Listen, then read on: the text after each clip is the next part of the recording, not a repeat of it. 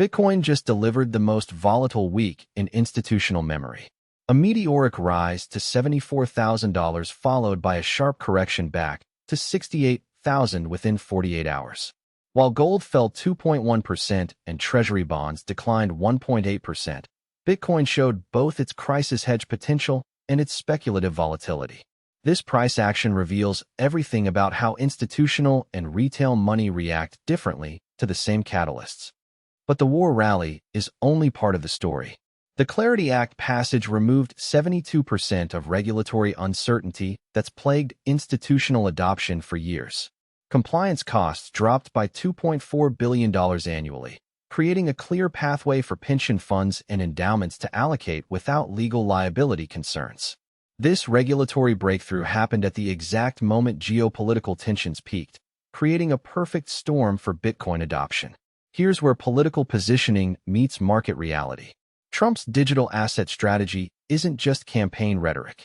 It's recognition that 47% of crypto holders represent swing voters in 2026. But smart money doesn't invest based on political promises. They invest based on policy implementation probability and institutional flow patterns. The political narrative matters, but the data tells the real story. Speaking of data, institutional positioning reveals a fascinating paradox. 68% of professional money managers remain underweight Bitcoin, while retail investors are overweight by significant margins. Grayscale saw $127 million in outflows, while BlackRock's spot ETF attracted $89 million in inflows.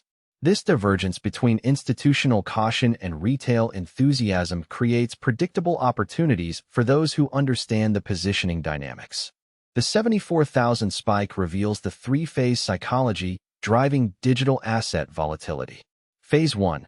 War premium drives institutional fear of missing out, as Bitcoin proves crisis hedge capabilities. Phase 2.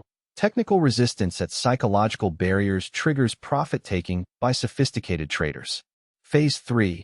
Leveraged retail positions get liquidated during the correction, creating overshooting in both directions.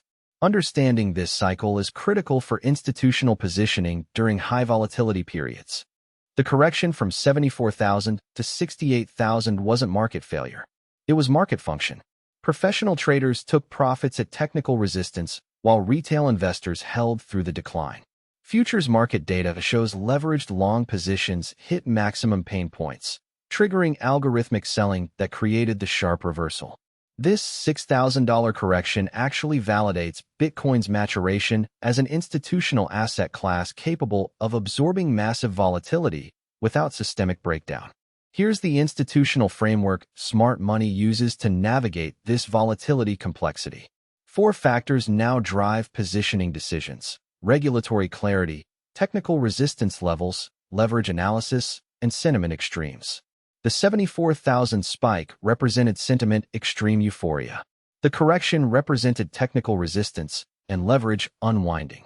Professional money positions around these predictable cycles rather than trying to ride the emotional waves. But here's what professional money managers are actually watching for Q2 2026. Election season historically increases Bitcoin volatility by 67%. Fed policy decisions create correlation breakdowns with traditional assets. Regulatory implementation timelines determine institutional allocation speeds. The triple catalyst of election uncertainty, monetary policy shifts, and regulatory clarity creates the most complex positioning environment in Bitcoin's history. The global implications extend beyond U.S. markets. European institutions watching currency devaluation during conflict periods saw Bitcoin maintain purchasing power while their base currencies declined against the dollar. Asian institutions dealing with capital controls saw Bitcoin provide portfolio optionality that traditional assets couldn't match. This global institutional perspective creates demand patterns that domestic-focused analysis often misses. Looking forward, the institutional positioning playbook requires monitoring 3 specific metrics: exchange-traded fund flows, futures market positioning, and over-the-counter trading volumes. These indicators reveal institutional demand before it appears in spot market pricing. The current setup suggests institutions are building positions gradually rather than rushing into large allocations, creating sustained demand rather than speculative bubbles. The unbiased positioning playbook comes down to data over narrative, flows over promises, risk management over prediction accuracy. The 74,000 spike and correction cycle proves that institutional adoption happens in measurable waves.